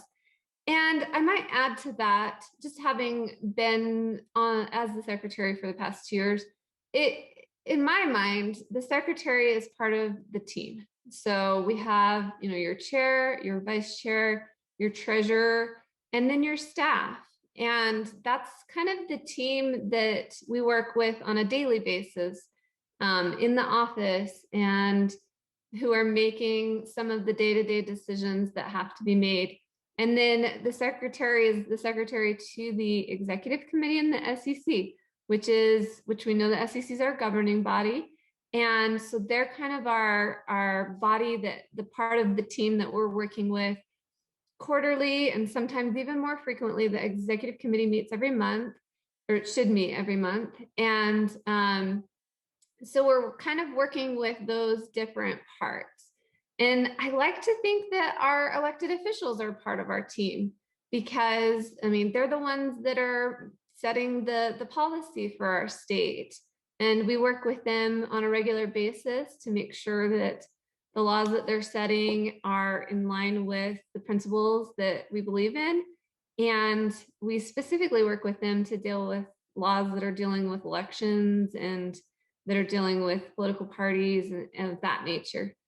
And as much as we don't like to admit this, our donors are part of our team, and our party runs on generous donations from Republicans across the state.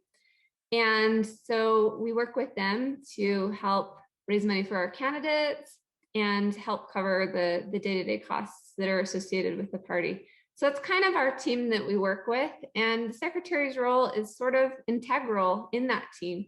And the past 2 years have been great because Derek Brown has been a fantastic leader and has really brought the right people together and kind of built the party back into to have some unity so that we don't have this big faction that's in it. Sorry, I didn't start my timer, so I don't know how I'm at. Larry, was that enough?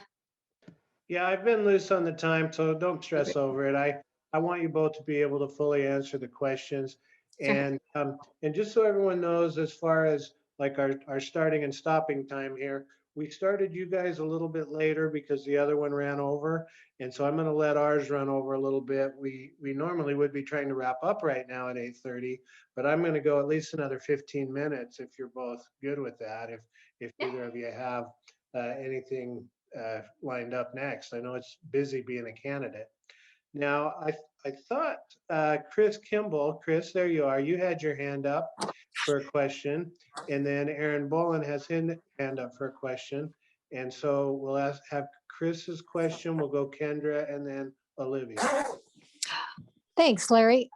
Okay, my question again would deal more with the performance that Kendra has been able to provide for the party and the SEC since she's the one that has been serving for the last 2 years. So the attendance was addressed, but I'm curious about minutes and would like to know if minutes were provided each and every state central committee meeting so that the body could vote on them and get those. So were minutes taken care of in an appropriate manner, timely, and therefore the SCC members? Yeah. Go ahead, Kendra, and then Olivia. Thanks.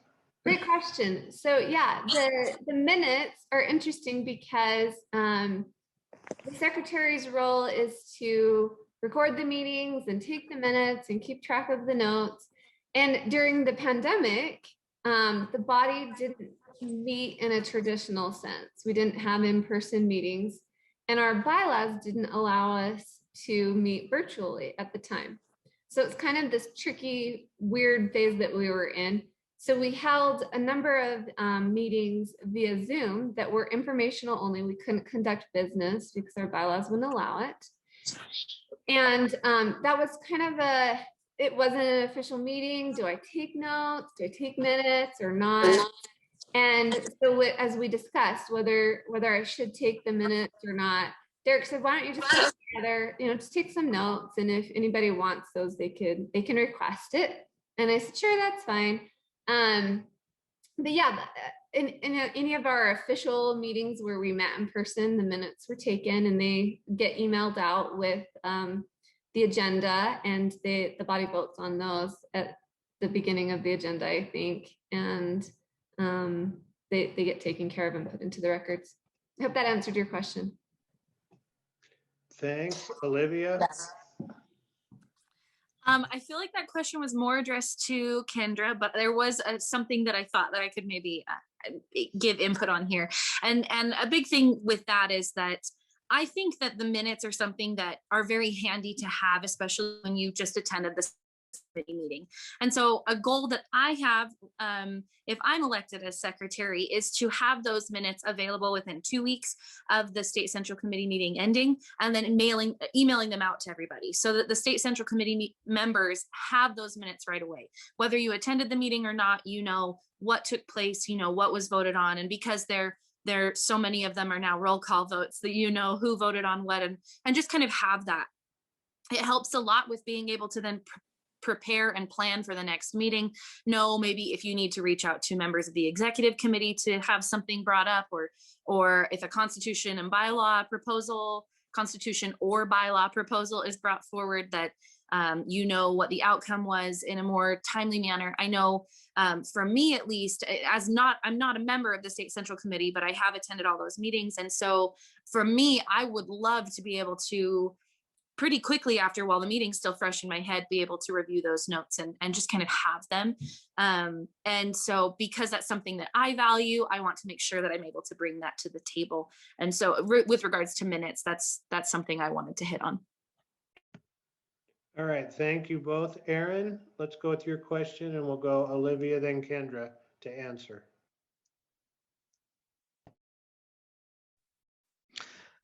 Sorry, just getting set up here.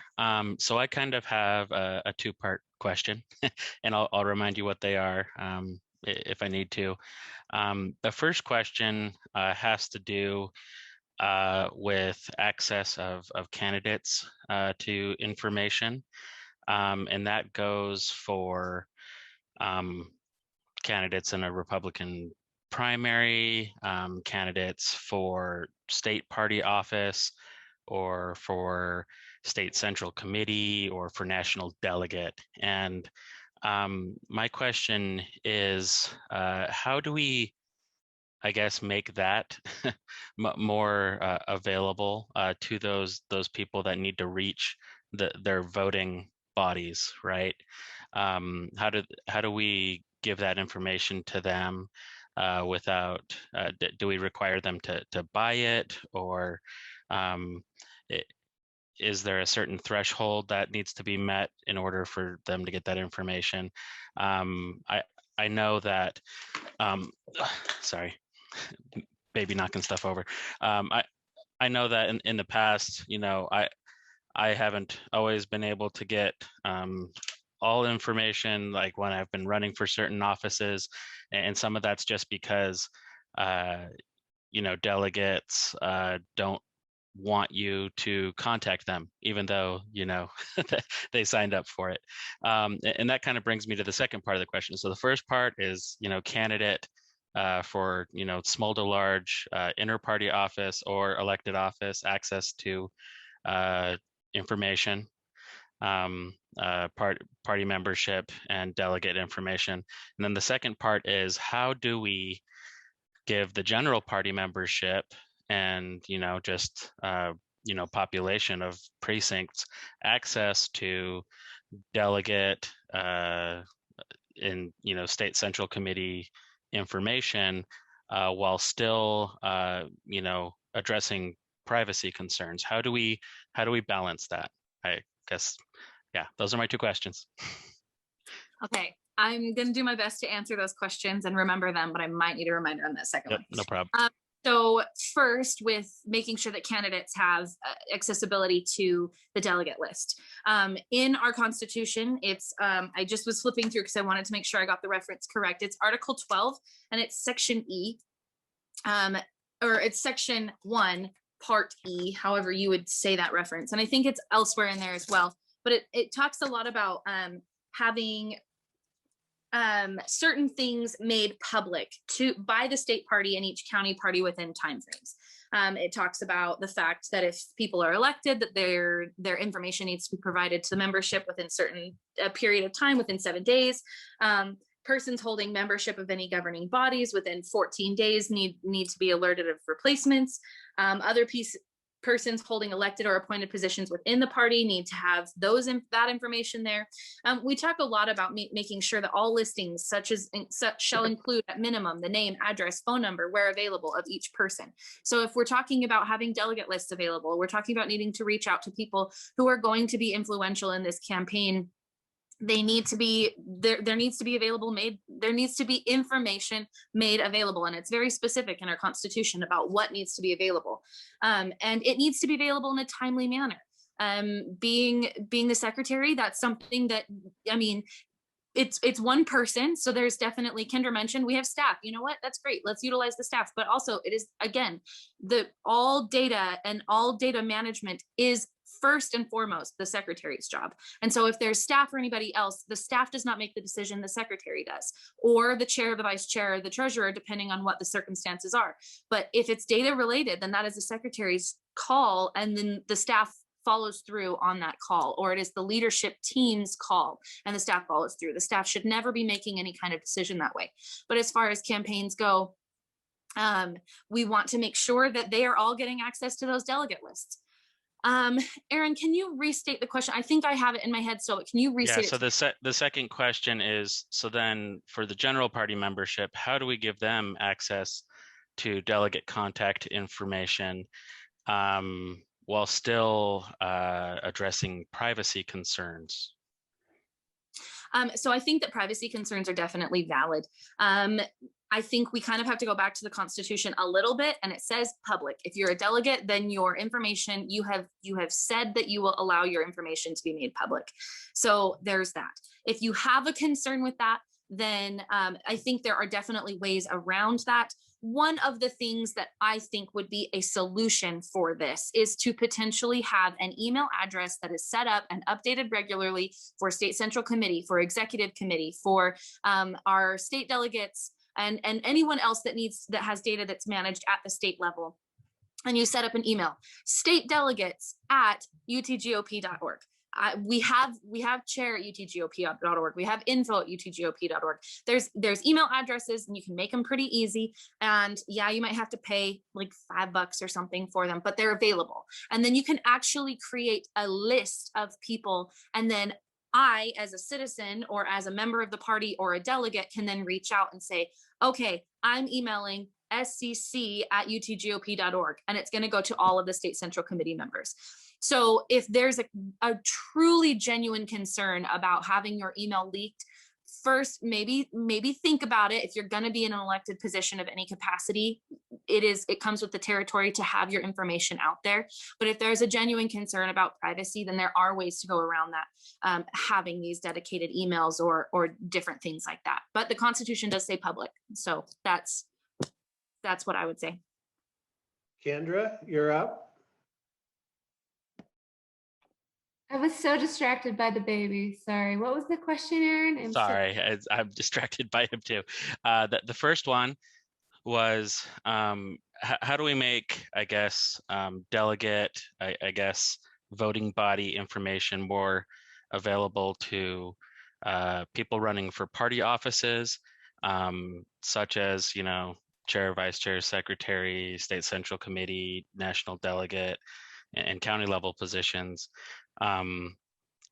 as well as, to our, people running for elected office.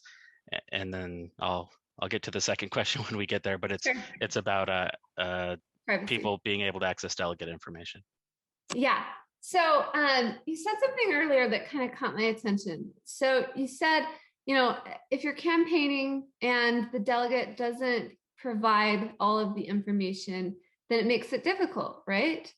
And as a county chair, I realized that this was a challenge, and we're only as good as our precinct chairs in collecting that data.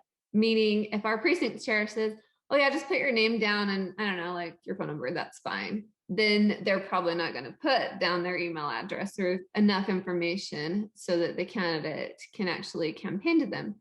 And so data's been a huge role in the secretary's role. And I think it's so important that we have good data, that we at caucus meetings, that we're collecting enough information so that our candidates can effectively campaign.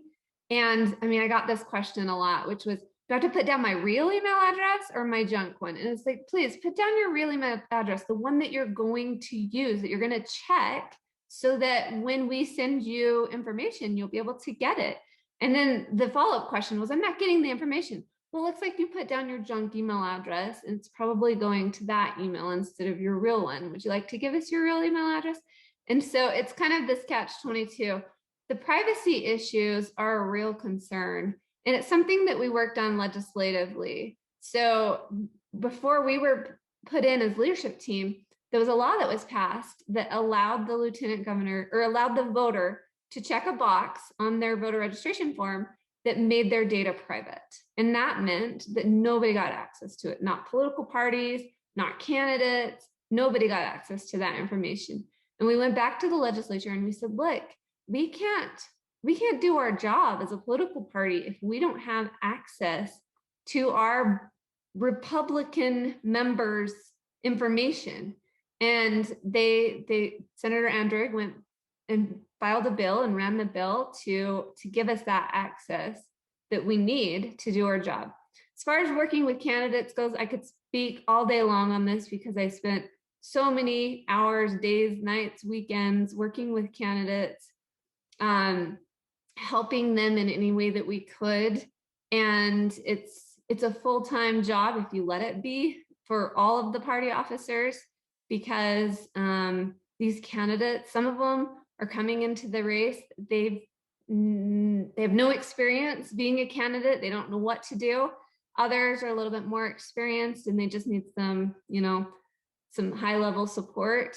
But helping candidates is a huge part of the job. And the past 2 years has been a learning experience for me, an eye-opener, because that really takes a lot of time and energy, and it's worthwhile. I mean, helping candidates be successful after the primary is incredibly rewarding. So I hope that answered it. Yeah. And, it's, some of the problem is people not putting accurate information down, and that is frustrating.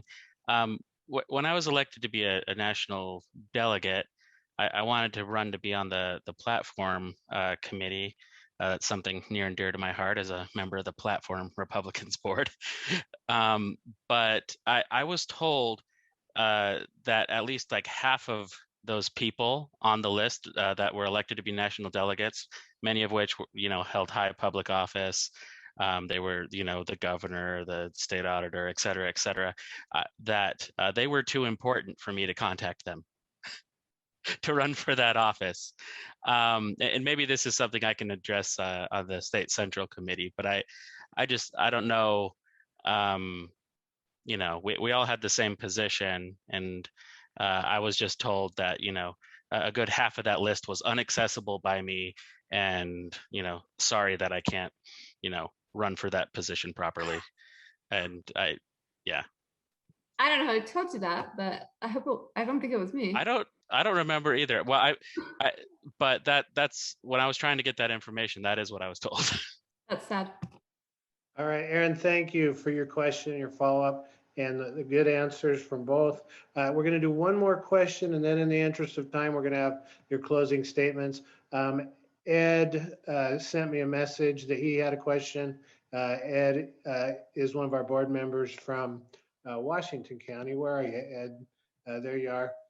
You ready for your question? I am, if you can hear me. Yep, and then we'll have Kendra answer, and then Olivia, and then we'll go to closing statements. Okay. Back in September of 2017, there was an SCC meeting that I don't know if the meeting minutes were ever approved. I know that Rob Anderson, who was the chair at that point, basically obstructed the approval of it, said they were too long and too detailed, probably because there were 23 blatant violations and of possible criminal behavior, civil litigation. And that meeting actually led to the formation of the DANGA 54, if you may remember that. But basically, he obstructed the release of these rules. And thankfully, Lisa Shepard recorded it. And somehow I got a copy of that. But how are you going to handle something like that? You're the secretary, you have definite, responsibilities. And even though minutes can be asked to, delay or approve them, there comes to a point where it just kind of becomes ridiculous, that's what happened then. How are you going to handle that? Okay, we'll go with Kendra and then Olivia. Yeah, so I was really lucky to work with Derek Brown. He is, generally speaking, an amazing person and is someone who was set in following the rules and doing right by the party, and generally was a good guy. And there were times when we may have disagreed on specific issues, but we were able to work through those differences. And I never really had that situation where I had a party chair who was doing something that would impede the role of my role as secretary. Now, going into the next 2 years, I don't know who's going to be elected as chair. It's not going to be Derek Brown because he's not running again. And I don't know who's going to be elected as vice chair. And it's not going to be Robert Axon, who's also been amazing. Mike Bird has been great to work with as the chair and or as the treasurer. And he and I have a good relationship to work together. But the constitutional role of the secretary is pretty well outlined. And she or he has the responsibility of taking care of some pretty specific things. And right now it's kind of weird because I'm a candidate and I'm the secretary as well. So one of the constitutional roles is he serves as the secretary to the convention. Well, I can't fulfill that role because I'm a candidate. And so somebody's going to step in and take on that responsibility. But I've made it clear to Chairman Brown that, when my role is outlined, then I will take care of my role. And he's been really good to work with. And I expect whomever is elected as chair and vice chair will continue that, but it's hard to know. So I hope that answers your question. Go ahead, Olivia. I say amen. It is hard to know because that situation, oh man, say what you will about other people in different positions, but that was a chaotic time to be involved in the state party leadership, and attending those state central committee meetings was definitely, there was a lot of tension, and there was a lot of fighting back and forth instead of collaborative and working together body. There was a lot of this just tension. Every time people came to the meetings, they had to feel like they had to come with their hand on the holster, like ready to defend themselves because they weren't sure what was going to happen. And I distinctly remember that September meeting, and I remember the meetings following when minutes were tried to be approved. And I don't remember if they were ever actually approved. I think I saw a comment say that they were, but I definitely remember that. Being put in that situation, I pray that never happens. I pray that I never personally am put in a situation where I have to compete with someone that I'm supposed to be working together with. Kendra hit on something earlier that I absolutely loved, which is that the secretary is part of a collaborative team. The leadership is not one person, it is 4 people. You've got a chair, a vice chair, a secretary, and a treasurer. You work together, you are the party. And then there are other people that you work with along the way, the executive committee, the state central committee. As she pointed out, there's staff, there's all the different people that make up the Republican Party of the state of Utah. Membership, elected officials, donors, everybody that has been pointed out. And they're also important and integral to the Republican Party. And so you need to kind of find that balance. But how would you work with someone who is combative? I think in my case, I've had to work with combative people before, thankfully never in that particular capacity. But what I've done is honestly stuck with the rules, and I've been very solid on those rules. I've known what they are, and I've been able to stand up for myself, and I've been able to be vocal when I need to be, and also kind of put my head down and do the work and get it out and have it done when I need to be. And so I feel like I'm able to have this detailed perspective of knowing what needs to be done and just doing it, but also having this like big picture perspective and looking at everything and understanding what needs to happen in that particular situation. That one of the things that I mentioned earlier, one of the goals that I have as secretary is to make sure that the minutes are sent out about 2 weeks after the meetings are done. And the reason for that, I give 2 weeks because it takes time. Sometimes those minutes can be long, sometimes, especially with so many different roll call votes and different things that just take time. You need to make sure that you're plugging them in, you're linking things correctly, or you have everything included. So it takes time, and I'm aware of that. But I think within 2 weeks, you can have that done, and then you can send it out. And then the body as a whole, the state central committee or the executive committee, whichever body we're talking about, has the chance to be able to look at those minutes and say, okay, I understand what happened, and then I get to decide whether or not I'm going to vote to approve those minutes at the next meeting. And I think regardless of the people that I'm working with, if it's a combative situation, but my duty still requires that those minutes are sent out, I'm going to do what I can to make sure those minutes are sent out, because that's my duty. That's my job. It's laid out. It's there, and I'm going to do it. I'm going to try my very best to work collaboratively. I don't want to work in a combative situation. Whoever's elected, we've got many different candidates who are running for chair and vice chair, and two great options for secretary. And so we don't know who's going to be elected, but I hope whoever is going to be collaborative as a team in leadership, and then also collaborative with the executive committee and the state central committee. All right, thank you for that great question and answer session. Some great back and forth there with the questions. And we again thank both of these candidates for being with us. Let's have 1 to 2 minute closings for both of you. Tell us why we should vote for you for secretary to finish this off. Olivia and then Kendra, you will go second. Thank you. First, I want to thank so much the Platform Republican PAC for welcoming us and letting us do this. I'm very, very grateful for the opportunity to interact with delegates, to be able to answer questions and really put my name out there and introduce myself. I really do appreciate that. Thank you for all the work that you do. It's invaluable. The party can do a lot, but it's individual people that do the most. And I love being able to see this PAC doing that. Again, my name is Olivia Dawn Horlocker. I'm running for secretary. Why I think you should vote for me is because I'm someone who has a lot of experience. I'm someone who's so passionate about our platform. You ask me about the platform, I can talk about any of these planks and really tell you why it means something to me. And that's something that's so important. I am a Republican through and through. I can definitely promise that I will work hard and put in the work. I'm not someone who's going to sit back and do the bare minimum. I'm someone who's going to put in the time and the effort. And I have the ability to do that because I don't have a lot of other things that are claiming my time. I have a job, and then I have the volunteer stuff that I do. And then I am someone who has a social life, but social life, that's what my political life is. It's my social life. I go to the state central committee meeting and I'm with all my friends. I love it. But I have the time to be able to commit to this, and I'm going to do the work, and I'm going to show up, and I'm going to be at the meetings, and I'm going to be there. I'm going to be available to answer questions. One of the things that I'm so excited about personally is that I'm studying Robert's Rules of Order and want to eventually become a registered parliamentarian. I want to be able to do that because it's something that I'm very excited and passionate about.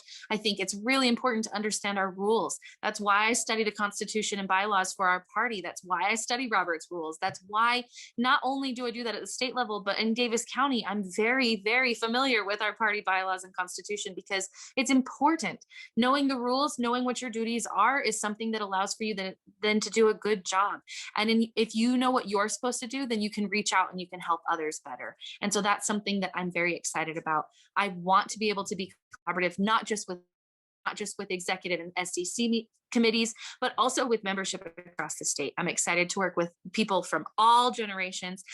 Being a millennial, I have the ability to reach out to the millennials and really kind of speak their language. I'm excited to talk to TARs, young Republicans, college Republicans, and everyone else, including all the way up to our 90-year-old membership, making sure that people know what makes us all united, which is our platform. And those are the things that make us all Republicans. Kendra? Yeah, so I want to thank Olivia for jumping in this race. It's been a pleasure to be a candidate alongside her and get to know her just a little bit more. And thank the Platform Republicans for hosting this. It's kind of weird not having as many candidate meet and greets, especially in person and whatnot. So it's just a strange time. But the past 2 years has been a learning experience for me. As the secretary, I went in thinking that I was going to do X, Y, and Z, and I've been able to accomplish X, Y, and Z, and so much more than that.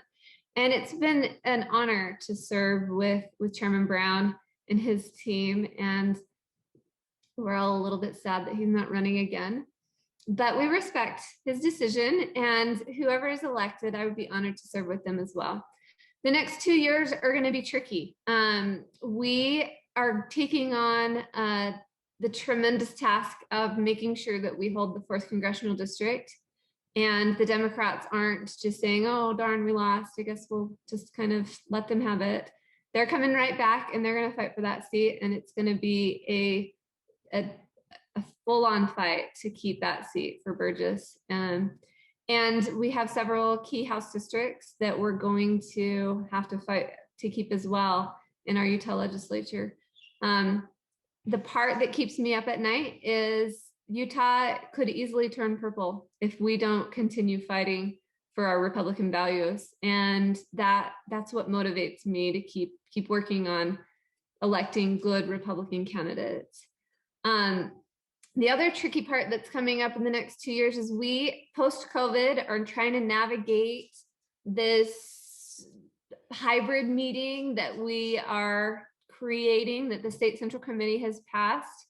And it's going to present some real challenges for the secretary, trying to manage an in-person meeting with the chairman sort of taking on that role and an online meeting at the same time. We did it once and it was interesting, and we're going to learn. We learned a lot from that experience, and the next 2 years is going to be key to making sure that that State Central Committee can be effective in their role of governing the party, while working through those challenges that they have. And the secretary is going to be integral to that. So I would love to have your support and your vote on Saturday, and serve you again for the next 2 years. Thank you all, and we will adjourn. Good night.